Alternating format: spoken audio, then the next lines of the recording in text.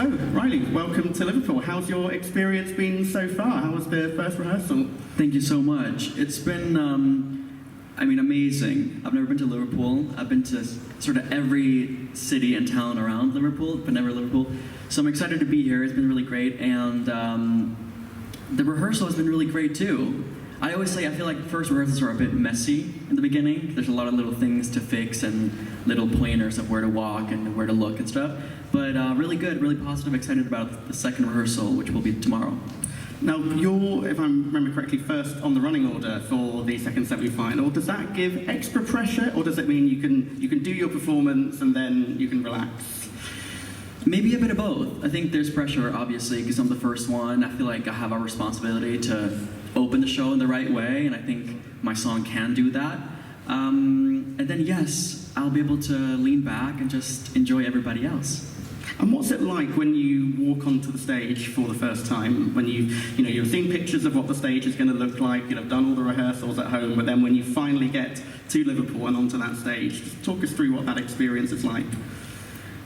I think it's a relief, first and foremost, because everything is so hypothetical. Like, we've seen pictures of the stage, and you sort of try to imagine what it'll be like, and we've done rehearsals in sort of big rehearsal spaces, but it isn't the stage, and it isn't dark, and you walk on stage and see these like lights on the floor, and the lights, like these spotlights. It's all a bit confusing, but I think it is a relief because finally you're able to, finally you know what you're gonna do. You know what I mean? So it's almost, yeah, it is a relief, like a big sigh of relief to finally be like, okay, this is what it's gonna be. I know what to expect. So there isn't that unknown is sort of taken away.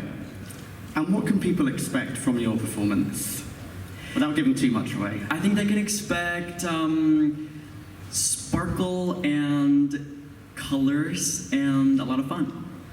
We look forward to it. Thank you very much. Thank you. So, to Teodor from Romania, welcome. And same opening question to you. How has your experience been in Liverpool so far since you've been here in your first rehearsal?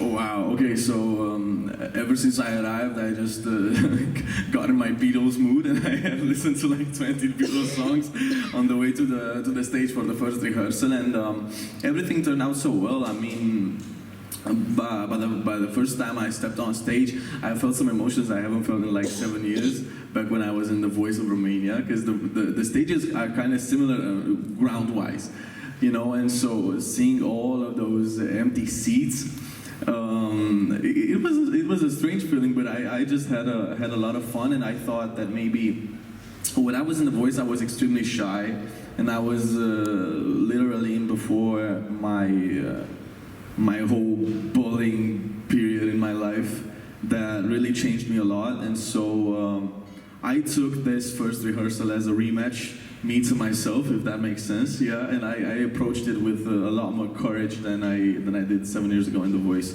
And so being able to sing this song of mine, which really means a lot to me, and it talks about a personal experience, because I wrote the song and the lyrics,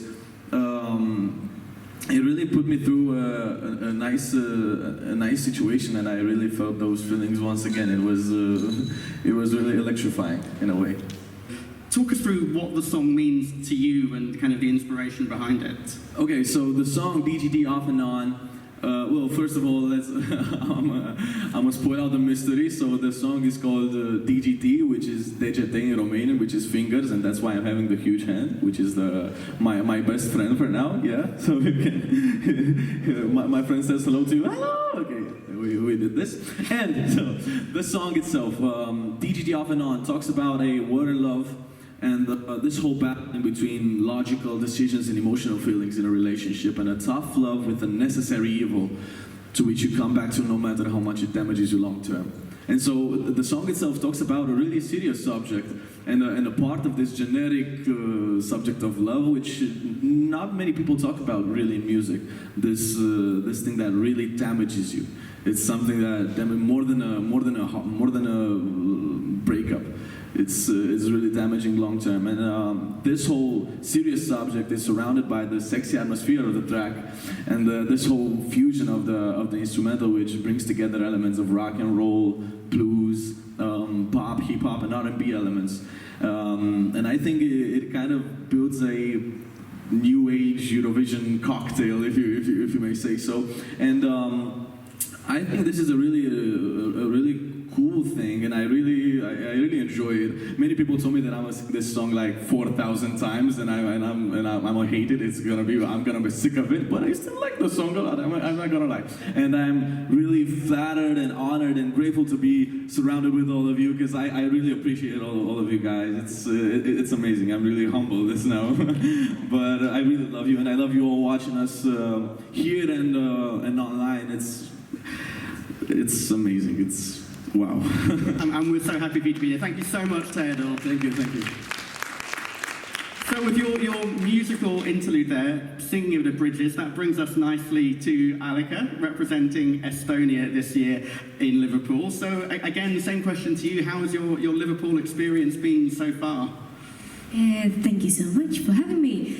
Actually, Liverpool is really beautiful. I really like it at this point. And yeah, I've been here for like 3 days and had a rehearsal yesterday.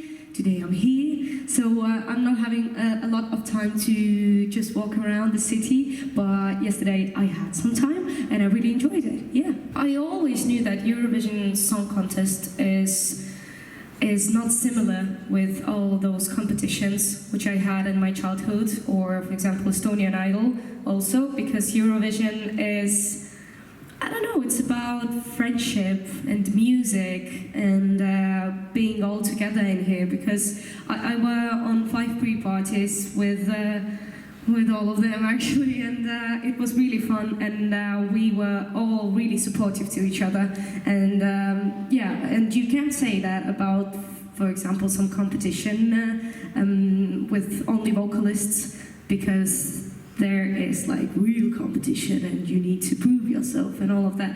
But here I think you need to prove yourself, that you are capable of, not the others. The others also, but firstly I think yourself. It's really important. So yeah, I really enjoy the company and enjoying all the production, and it's just amazing. Yoo-hoo. Excellent. And I was going to ask about the pre-parties, because they're such a key part of Eurovision season now, but how important are they to you as artists for kind of both performing your song, but also getting to know the other members of the Eurovision community that year?